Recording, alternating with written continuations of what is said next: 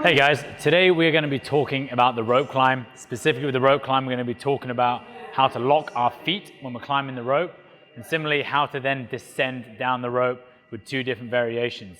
The main variation we're going to talk about when we climb the rope today is the J hook. The J hook is just a certain way of wrapping the rope around our foot as we climb up. We're going to start today with a seated J hook. Now this is for people who have never done a rope climb before. First things first is understanding how the rope manipulates itself around your feet. So you're going to grab a box, you're going to sit down in the box. We don't even need our hands really to start, just one hand to guide the rope. Now in terms of foot positioning, you're going to have a stronger foot, you'll have a weaker foot or a more comfortable foot. So for me, I'm right-legged. I generally like to lead the rope climb with my right foot. So the way that this leads is that the foot comes on the inside of the rope and my knee is on the outside of the rope. We do not want to be the other way around. Foot on the inside, knee on the outside.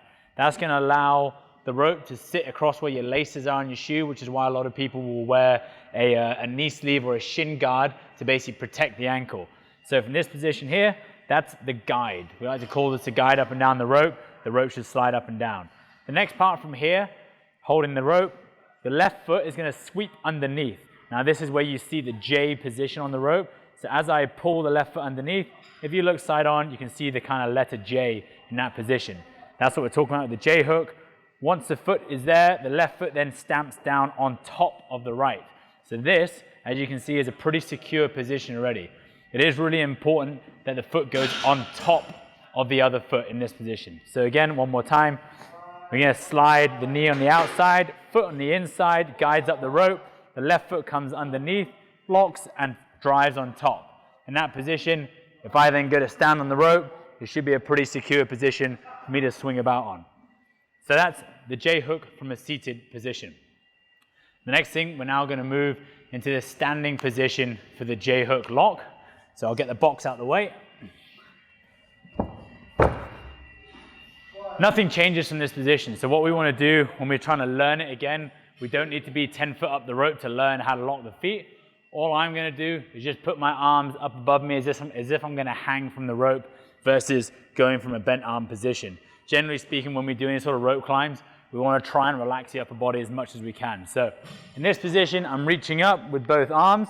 I'm going to do exactly the same thing as I just did on that box. I'm going to guide the knee on the outside, the foot on the inside for my right leg, and my left foot is going to come and sweep underneath and lock, and all we're doing is just practicing the lock. So from here, I'm standing on the floor, both hands and arms along, we drag up, foot comes underneath, locks on top, and all we're going to do is just hang. We're just getting comfortable in this position. That's all we need to do. We're not actually trying to stand up just yet. Once you're comfortable there, step off, rinse and repeat. Foot on the inside, knee on the outside, up, foot underneath and on top. That's all we're doing. Once we are comfortable locking the feet, we're now going to do a lock and then stand. As I mentioned previously, we are trying as much as we can to relax the upper body when we're actually climbing the rope. It might seem counterintuitive, but as much as the legs can do on the rope, we know they're much bigger, much stronger and more enduring. They're going to help us climb the rope a lot more than the upper body will. So again, we're going to start with the arms nice and long. We're going to guide the foot up on the inside, knee on the outside. We're going to lock it and we're actually going to stand. So we're going to come up, lock, and then we're going to stand up the rope. That's all I want us to do, just one pull. Lower yourself back down with your legs and arms, come back off the rope. Again, do that one more time. Arms nice and long to start. Knee on the outside, foot on the inside, lock, stand up, come back down. That's all we're doing to start. Now, when we start to think about climbing to the top of a 15 or 20 foot rope, we're going to need multiple climbs up the rope. We have two different options when we climb up. We can either just do a short knees up style before we lock, or you can go in almost a knees to elbow style where the body almost inverts itself before we climb up. Of course, if you start to invert, you're chewing up more of the rope, so you're probably going to have less climbs to go up a rope. If you're just going a knees up style lock, you might need a few more as you go up. So I'll firstly show you the knees up. I'll go up to this is just a 14-foot ceiling here. So again, hands up, knee on the outside, foot on the inside, up, lock, and all it is going to be a short knees up, lock, and stand. You come back down, The other way to do it, which I should really be able to do this in one pull now, do exactly the same thing. I'll reach up. I'm going to come as high as I can with the feet, which is going to require a lot more through elbow flexion, a lot more through your lats, and a lot more through the midline and hip flexors, but it definitely can be more efficient if you're wanting to get up in less pulls on the rope. So from here, the hands come up the rope, bring ourselves up as high as we possibly can first, and then we bring the feet underneath us, and then we stand, and that allows me to get to the ceiling in one pull. Come back down. Those are two different options. So again, it's just a short knees up option, a lot easier on the midline, probably a little bit easier on the arms as well. Or if you want to speed it up a little bit and do it in less pulls, you go feet higher, knees towards the elbow, really tuck up and crunch before you stand again. Next thing we're going to talk about now is the descent down the rope. Once you get to the top of a rope, we want to be as efficient as we can coming down the rope, which I haven't been so far. So when we touch your target, as much as possible, we really want to be long when we touch the target. That basically means you're being as efficient as possible. So let's imagine my target's just here where my finger is. As I come up, my hand would touch, and then we're basically ready to start descending down the rope.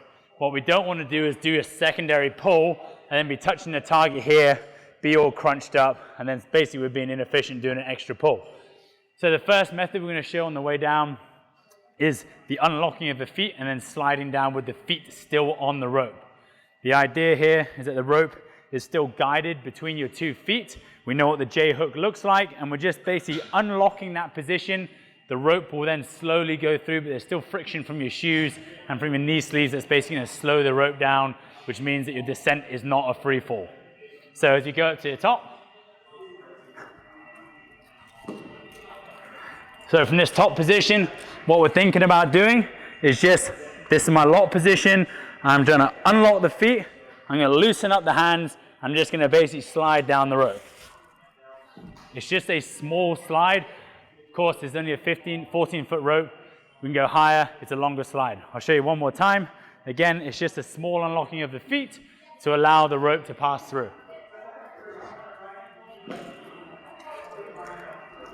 So once you've touched your target, unlock the feet, unlock the hands, and slide down the rope under control. You should not burn your hands because your hands are loose on the rope. If you try and grab it tight, you will definitely fry the hands and burn the skin on your hand.